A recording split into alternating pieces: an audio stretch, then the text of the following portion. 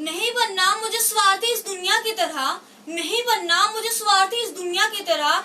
लेने हैं संस्कार, करना है सदाचार, लेने हैं संस्कार, करना है सदाचार। नहीं चाहिए मुझे वो रोटी कमाओ शिक्षा, नहीं चाहिए मुझे वो रोटी कमाओ शिक्षा, नहीं चाहिए मुझे वो रोटी कमाओ शिक्षा। नैतिकता बनाए चाहिए ऐसे कोई शिक्षा, नैतिकता बनाए चाहिए ऐसे शिक्षा।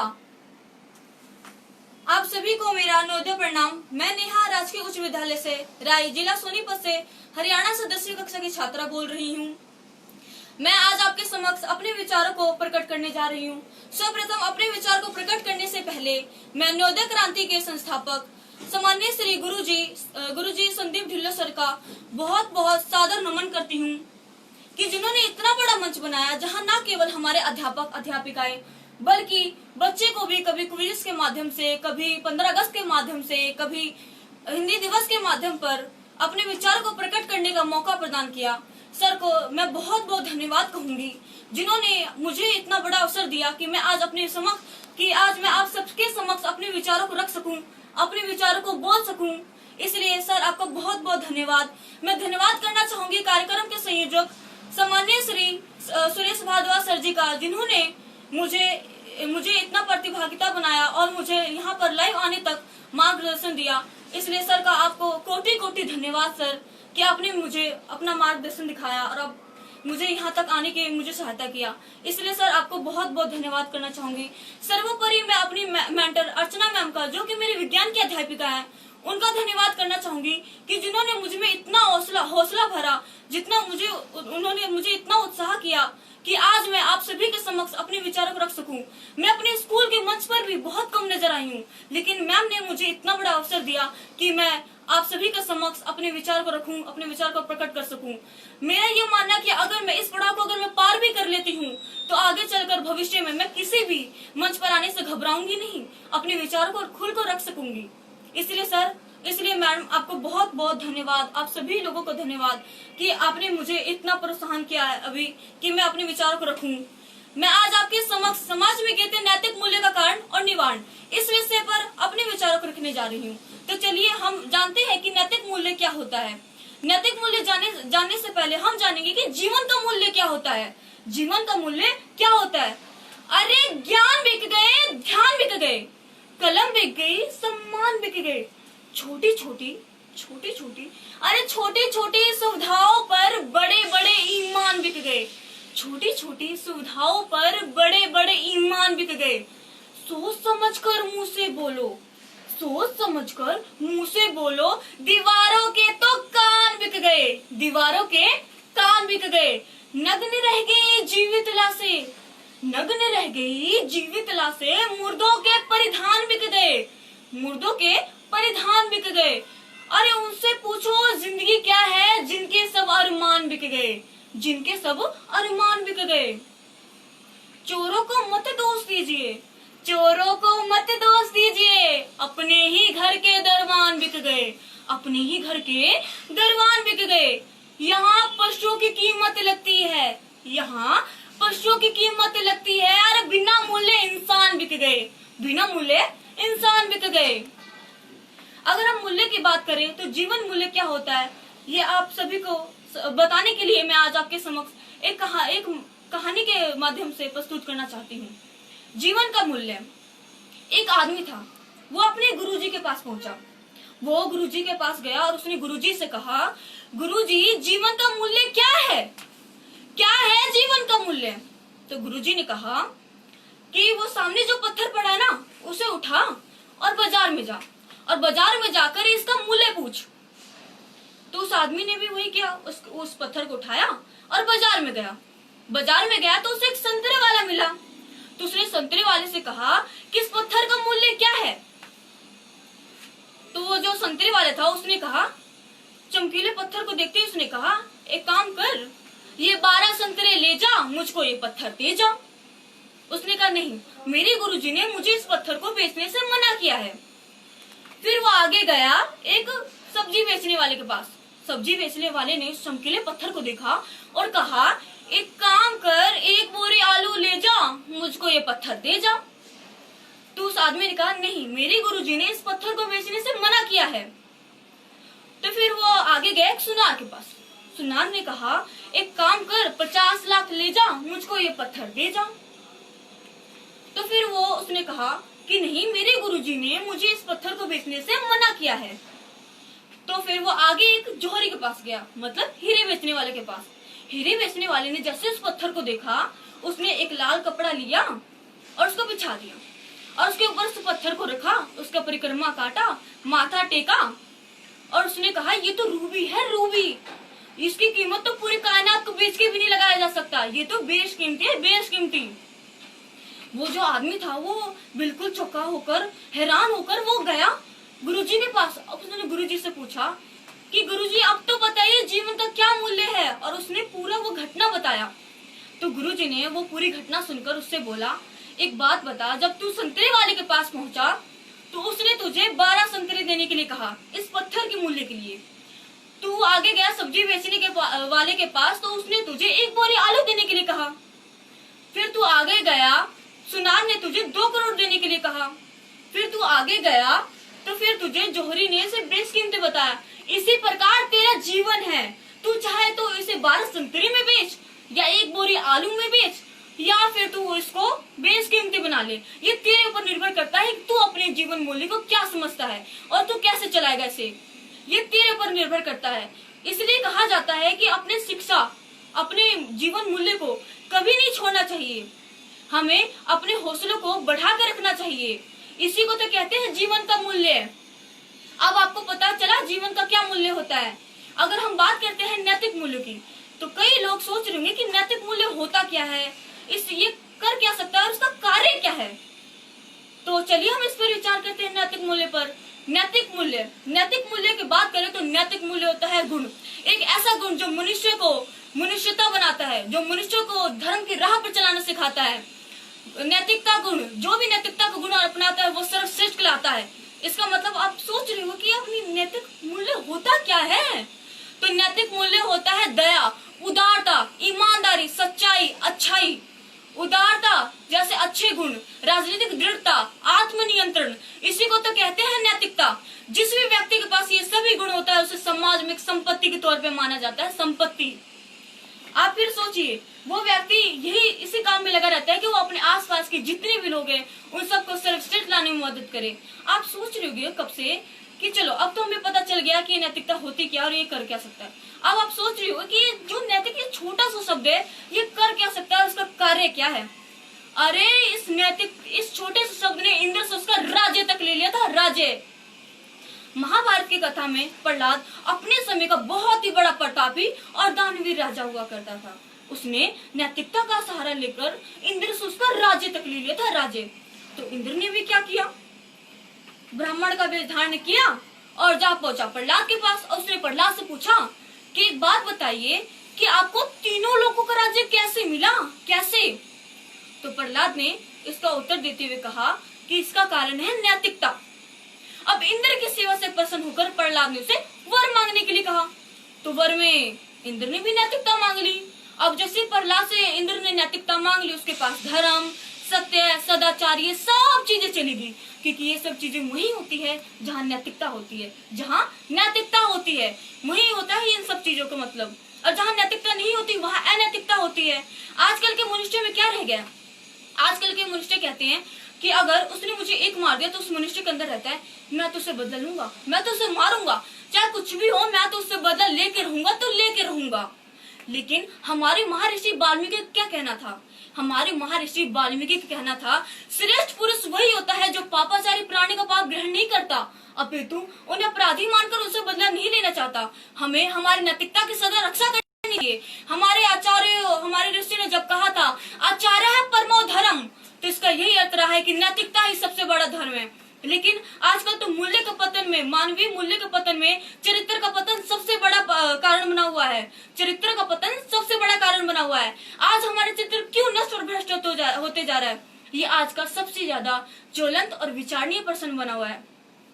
महाकवि व्यास ने अपने 18 पुराण सार भाग में प्रस्तुत करते हुए कहा था, अष्टादश पुराणेषु वैशस्य वचनम द्वयम्, अष्टादश पुराणेषु व्यवसाय वचनम द्वयम्, प्रोपकारे पुण्याय पापायाम परपीडनम, परोपकार्यः पुण्याय पापयम् परपीडनम, अर्थात दूसरों को पीड़ित करने से कोई बड़ा पाप नहीं और परोपकार से बढ़कर कोई पुण्य नहीं, कोई पुण्य नहीं। लेकिन आजकल की हम विचार करें तो आजकल तो मानो पाप और पुण्य का भेद ही मिट गया हो। हर जगह भ्रष्टाचार ने अपना एक तंत्र राज्य फैला लिया हो। शिष्टाचार, सदाचार, शिलाचार ये सब धराशायी होकर समाज के उच्च आदर्शों से दूर जा पड़े हैं। हम इसके प्रभाव में अपने संबंधों को ना तो उसको आगे बढ़ने ही दे रहे हैं, ना ही इसको अंकुरित होने दे रहे हैं।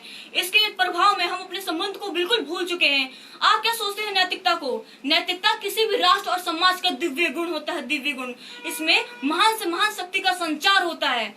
इससे राष्ट्र की जो सभ्यता होती है वो महानता के शिखर पर आसीन होती है। लेकिन आजकल मनुष्य में क्या रह गया है? लोलुपता, स्वार्थता, कटुता, यही सब चीज तो रह गया है। अपना पराया, यही कटु वातावरण ने अपना अलग से जगह फैला लिया है। आजकल मनुष्य मनुष्यता को भूलकर पशुता को ही क्यों श्रेष्ठ मान रहा है? क्योंकि वो नैतिकता के परिवेश में है ही नहीं। वो नैतिकता के परिवेश में है ही नहीं तो वो मानेगा ना पशुता को श्रेष्ठ। आपको एक आंखों देखी कथा सुनाऊं, सुनना चाहोगे? कल एक अजीब मंजर देखी, जीटी रोड पर मानवता की खंजर देखी। एक शख्स रोड एक्सीडेंट का शिकार हुआ। भीड़ लगी लेकिन लोगों को मदद करने में विकार हुआ। उस शख्स का खून कतरा कतरा करके बहता रहा। हुजूम सेल्फी स्टेटस अपडेट करने में लगा रहा। इतने में उस शख्स का प्राण पखेरु उड़ गया। स्वर्ग के रास्ते से उसका रास्ता जुड़ गया। यदि वो सब लोग चाहते तो उसकी मदद कर सकते थे। लेकिन आजकल के युग में क्या रह गया है? आजकल के युग में केवल यही रह गया है कि अगर कहीं किसी चीज का दुर्घटना हो जाता है, किसी व्यक्ति का एक्सीडेंट हो जाता है तो वो तुरंत फोन निकाला, सेल्फी लिया, सोशल मीडिया पे अपडेट कर दिया और उसका प्रचार करने लगे। लेकिन वो ये नहीं सोचते कि हम उसकी मदद करें, उस व्यक्ति की जान बचा लें। क्यों बचाएंगे भला जान? उनका लालच, उनका फायदा उनको मजबूर कर देता कि हम नहीं कर रहे मदद। अगर वो व्यक्ति आज जिंदा होता तो वो दुआएं देता। लेकिन आजकल की दुनिया में दुआओं से होता क्या है? क्या होता है दुआ से? दुआ से आजकल के जमाने में कुछ नहीं होता, कुछ नहीं मिलता दुआओं से। आजकल के जमाने में तो बस लालच चाहिए, लोगों का लालच। आज आपके बच्चों के घर में अगर बात की जाए तो दुनिया भर के फिल्मों गानों के कैसेट्स मिल जाएंगी, दुनिया भर के कॉमिक्स के ढेर मिल जाएंगी, दुनिया भर के वीडियो गेम मिल जाएंगे। क्या आपके बच्चों के घर में आज महात्मा गांधी, स्वामी विवेकानंद, लाल बहादुर शास्त्री जी, इनके क्या कोई भी किताब मिलेगी आपके बच्चों के घर में? अगर मिलेगी तो किसी कोने में मिट्टी से भरी हुई मिलेगी। लेकिन उसको पढ़ते हुए बच्चे नहीं मिलेंगे आजकल नैतिकता की जो किताब हुआ करती थी वो मानो गायब हो गई हो, वो बचा ही नहीं हो नैतिकता किसी व्यक्ति के अंदर। आजकल नैतिकता का जो पतन होते जा रहा है, उन सब का कारण मैं उन सब परिवारों को देना चाहूंगी, उन सब माता पिता को देना चाहूंगी जो अपने बच्चों को संस्कारित होने का संस्कार तक नहीं दे पाते, अपने बच्चों के लिए समय नहीं दे पाते। आपको पता है झूठ बोलने की सबसे पहली आदत हम बच्चों को घर से ही देते हैं। जैसे बेटा अगर कोई भी घर आए ना तो बोल देना पापा घर पे नहीं है, और चले जाते हैं सोने। बेटा भी सोचता है जब पिताजी घर पे है तो उन्होंने झूठ क्यों बोला? तो झूठ बोलने की सबसे पहली कला तो बच्चा घर से ही तो सीखता है ना। क्यों? घर से सीखता है या नहीं सीखता? सीखता है।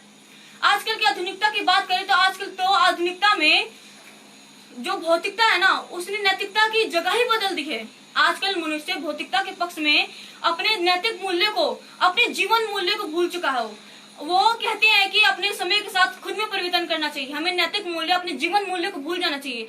मैं ये नहीं कह रही कि नैतिक मूल्य खत्म हो चुकी हो, लेकिन मैं ये भी नहीं कह रही कि नैतिक मूल्य बचा हो। नैतिक मूल्य नहीं बचा। आज भौतिकता के युग में लोग कहते हैं कि हमें नैतिकता को भूल जाना चाहिए, हमें दूसरों से क्या मतलब, हमें तो खुद से मतलब है, हमें समय के साथ खुद को परिवर्तन कर देना चाहिए। क्या धरती माँ के कोख से दूर होकर ही हम अपने भौतिकतावाद को बढ़ा सकते हैं? नहीं, ये सरासर मुझे गलत लगता है। हम भौतिकतावाद को अपना रहे हैं, चलो ठीक है, मैं इसको गलत नहीं कह रही, लेकिन नैतिकता को और जीवन मूल्य को भूलकर अगर हम भौतिकता को अपनाए तो ये मेरे लिए गलत है। आप सोचोगे कि अब मैं भौतिकता की बात क्यों कर रही हूँ? क्योंकि आजकल केवल भौतिकतावाद ही फैला हुआ है। आजकल चाहे छोटे कॉलेज हो, बड़े कॉलेज हो, कि हर बच्चे के पास, हर विद्यार्थी के पास एक फोन चिपका हुआ मिल जाएगा, महंगे कपड़े मिल जाएंगे, महंगे शूज मिल जाएंगे। लेकिन क्या किसी व्यक्ति के पास वो जो उनकी नैतिकता है वो मिलेगी? नहीं मिलेगी। क्या आज उस युग में क्या वो श्रवण कुमार मिलेंगे? नहीं मिलेंगे। क्या आजकल के युग में वो राम मिलेंगे, वो पिता भक्त, वो माता भक्त राम मिलेंगे? क्या एक युवक एकलव्य जैसा मिलेगा? आजकल के युग में अगर मैं आपसे ये उत्तर पूछूं तो इसका उत्तर मुझे आएगा ना, इसका उत्तर मुझे नहीं आएगा। आजकल की हम बात करें तो लोग कहते हैं कि आजकल तो नैतिकता से होगा क्या, भौतिकता का युग है, भौतिकता अपनाओ। अरे भौतिकता क्या कर लेगा? कुछ नहीं है भौतिकता। नैतिकता अपनाओगे तो सर्वश्रेष्ठ बनोगे। हमें सच बोलना है, ये नैतिकता सिखाता है, और झूठ बोलना हमें भौतिकता सिखाता है। झूठ बोलने से कुछ नहीं होगा। क्या मैं अगर आपसे पूछूंगी कि भौतिकता को अपनाकर ही इंडस सभ्यता ने अपने विकास किया था, तो इसका उत्तर है नहीं। उसने अपने जीवन मूल्य को नहीं त्यागा, उसने अपने भौतिकतावाद को अपनाकर इतने विकास उन्होंने नहीं पाया। उन्होंने भौतिकतावाद को नहीं अपनाया था, उन्होंने जीवन मूल्य को अपना सहारा बनाकर कठोर से कठोर परिश्रम करके एक विकास बनाया। अगर मैं राम जी की बात करूंगी तो क्या राम जी ने सफलता प्राप्त नहीं की? क्या उन्होंने अपने जीवन मूल्य को त्यागा था?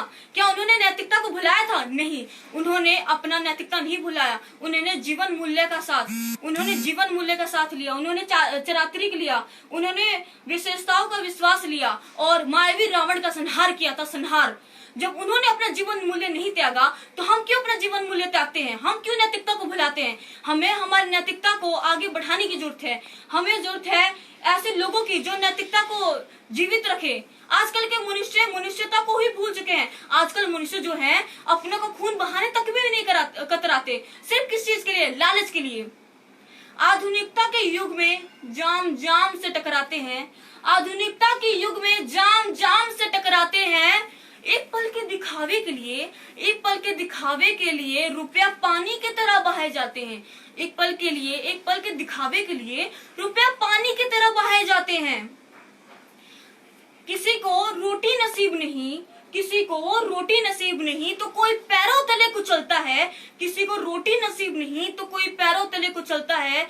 कहीं जिस्म की खुली नुमाइश है तो कोई फटे पुराने कपड़ों में छुपाता है।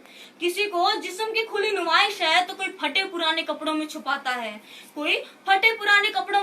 है। आज मानव नैतिक और संस्कृति को भूल रहा है क्यों? दूर सफलताओं का अट्टहास लगाता अनैतिकता का दानव। हम अपनी सभ्यता को भूल रहे हैं क्यों? अनैतिकता का ढोंग रचने वालों कुछ तो जवाब दो कि आजकल ये हो रहा है क्यों? आजकल की हम बात करें तो आजकल मनुष्य अपनी नैतिकता को तो भूल चुका ही है, ये सरासर बात है। अपने जीवन मूल्य को भी धीरे धीरे त्याग रहा है। लेकिन मैं बात करती हूँ उन सभी लोगों से कि जो भौतिकतावाद को तो अपना रहे हैं, साथ में नैतिकता का ढोंग रचते हैं। मैं उन सभी लोगों की बात करती हूँ। अधिकतर से अधिकतर लोग नैतिक मूल्य का पालन करते हैं, ऐसा बोलते हैं। लेकिन अगर कहीं भी उनको अनैतिक ढंग से अगर आचरण करने का मौका मिले तो वो पीछे नहीं हटते, वो जरूर करते हैं और उम्मीद रखते हैं कि उनके बच्चे जो है वो नैतिक मूल्य का पालन करेंगे।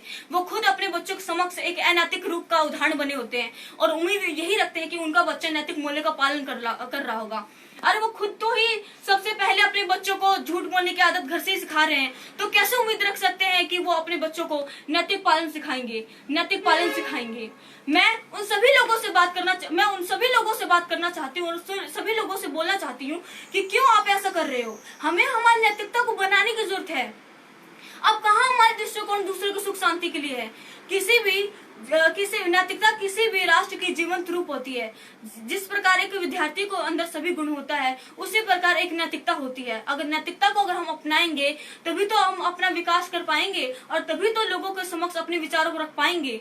मैं यही कहना चाहती हूँ कि हमें हमारी नैतिकता की जरूरत है। हमें अब हमारी नैतिकता को बनाने की जरूरत है। आज ये जो सबसे ज्यादा मामला जो फैला हुआ है, किस चीज का फैला हुआ है? ये नशा, दहेज प्रथा, ये सबसे ज्यादा मामला जो फैला हुआ है, ये कुरीतियां जो है, ये क्यों फैला है? ये जवाब है मेरे पास। क्योंकि ये जो नशा है, कोई भी बच्चा जब छोटा होता है तो वो एकदम कोरे कागज के समान होता है, निरागस और निष्पाप होता है।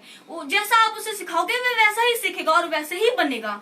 लेकिन मनुष्य क्या करता है? वो छोटे बच्चों के समक्ष नशा करते हैं, धूम्रपान करते हैं, तो बच्चा क्या उनको देखकर कुछ और सीखेगा? वो भी तो ये सीखेगा और वही माहौल में पलता जाएगा। अगर हम बच्चों को बचपन से यही सिखाएं कि बच्चा क्या कहते हैं, अनैतिकता रूप से कभी भी हमें व्यापार नहीं करना चाहिए, हमें नशा नहीं करना चाहिए, हमें बुरी लतों से दूर रहना चाहिए, हमें कभी भी बड़ों को अनादर के साथ बात नहीं करना चाहिए, हमें हमेशा दूसरों की इज्जत करनी चाहिए। अगर यही बात सिखाएगा तो बच्चा भी वही सीखेगा। आजकल मनुष्य क्या करता है कि बच्चों के समक्ष धूम्रपान कर लिया, बच्चों के समक्ष अभी गंदी गंदी बातें कर दिए, बच्चा भी फिर वही सीखता है, बच्चा भी वही बोलता है। हमें क्या बच्चों के समक्ष ये बोलना जरूरी होता है? नहीं, ये गलत होता है और बच्चे यही सब सीखते हैं और यही सब उनको देते हैं तो उनको बुरा लगता है। ये जो दहेज प्रथा, ये जो सबसे बड़ा मामला जो बना हुआ है, ये दहेज प्रथा की बात करें तो ये जो दहेज प्रथा है ना, ये पहले के माता पिता जो थे अपने बच्चों को, अपनी बेटियों को खुशी खुशी से दिया करते थे ताकि उनको उनके ससुराल में कभी किसी चीज की कमी ना हो, उनको हमेशा उनकी ये चीज देखकर उनकी याद आती रहे। लेकिन आजकल के मनुष्य ने क्या किया? आजकल के मनुष्य ने उसे दहेज प्रथा, उसको ये समझ रहे, उनको लालच आ गया। उनका कहना क्या होता है कि अगर दहेज दोगे तो तुम्हारी बिटिया को अपनाएंगे, नहीं दोगे तो रख लो अपने पास, हमें नहीं चाहिए। अरे क्या उन्होंने दहेज प्रथा को क्या मजाक बना के रख दिया? इसमें क्या हमें नैतिकता नजर आती है?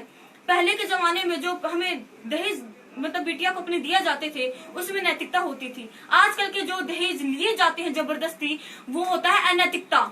मेरा यह मानना है जीवन पथ पर चलते चलते एक मोड़ ऐसा आता है, जीवन पथ पर चलते चलते एक मोड़ ऐसा आता है, सामने होते हैं दो रास्ते, एक नैतिकता दूसरा अनैतिकता को जाता है, एक नैतिकता दूसरा अनैतिकता को जाता है। माना अनैतिकता का मार्ग सफलता तक तो ले जाता है, मान लिया है कि अनैतिकता का मार्ग सफलता तक तो ले जाता है, लेकिन इस पथ पर चलने वाले यात्री हमेशा खाई में गिर जाता है। नैतिकता का मार्ग राह में कष्ट तो बहुत पाता है, लेकिन इस पथ पर चलने वाले यात्री का जीवन हमेशा सफल हो जाता है। अगर आप भी अपने जीवन को नैतिक रूप से, अगर सच्चाई से अगर आप आगे बढ़ाते रहोगे तो आपका जीवन भी वैसे ही बढ़ता रहेगा।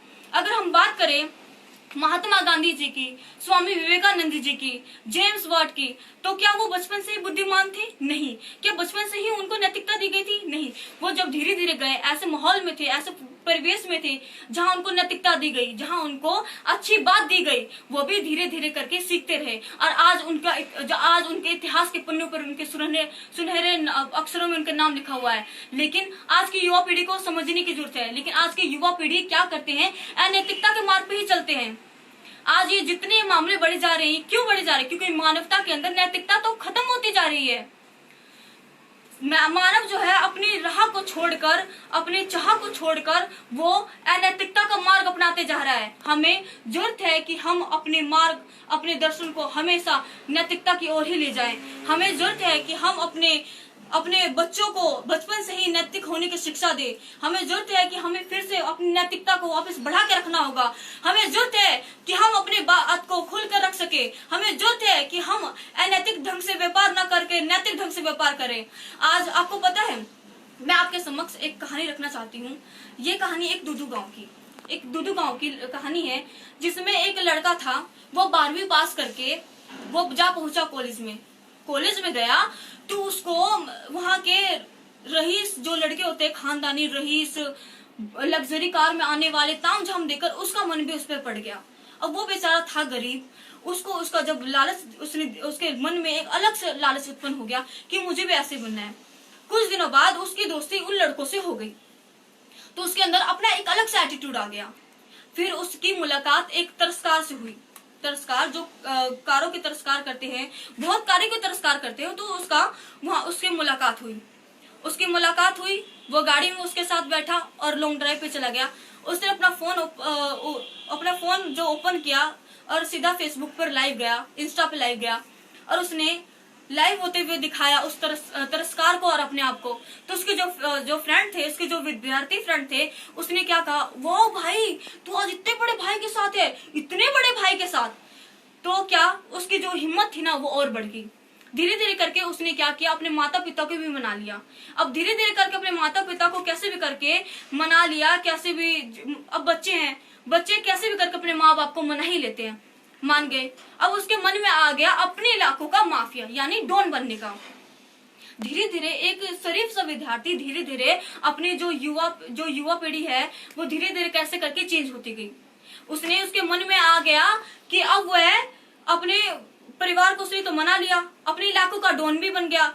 अब कहीं भी व्हाट्सएप पर अगर किसी ग्रुप में अगर उसके साथ मजाक हो जाता या फिर उसको बुरा लगता तो बात यहाँ तक मामले पे पहुंच जाती, खून खराबे तक पहुंच जाती। और अब धीरे धीरे करके वो अपना जो जितना भी उसका नैतिक शिक्षा की चीज थी वो धीरे धीरे भूलता गया। क्यों? क्योंकि उसकी जो गरीबी है ना, उसकी गरीबी ने लालच का रूप ले लिया था। नैतिकता को छोड़कर उसने अनैतिकता का मार्ग अपनाया। उसने आज जाकर उसने एक ऐसे बेकसूर इंसान को मार डाला जिसकी उम्मीद नहीं की जा सकती। हम बात करते हैं कि ये जो नैतिक मूल्य है इसकी क्या बात की जा सकती है। आज आपके समक्ष मैंने अपने विचार को प्रकट किया है। आपने अपना जीवन का अपने कुछ मूल्य समय निकालकर मुझे आपने सुना, इसलिए आप सभी सामान्य श्रोतागणों को मैं धन्यवाद करना चाहूंगी। और मैं आपसे ये जरूर बोलना चाहूंगी कि हमें जरूरत है अपनी नैतिकता को अपनाने की। सच ने कहा है, सच कहता है कि सच कहता है मुझे दुनिया नहीं जीतनी। सच जो है वो कहता है मुझे दुनिया नहीं जीतनी, मुझे खुद को जीतना है। क्योंकि दुनिया का जीतने का मतलब नैतिकता का अपतनशीलता। तो हमें जरूरत है कि हम नैतिक राह पे चले, नैतिक मार्ग पे चले और अपने जीवन को नैतिकता ही बनाएं। मुझे उम्मीद है कि आप मेरे विचार को आपने जरूर सुना होगा और आप इस विषय पर जरूर विचार करोगे। धन्यवाद।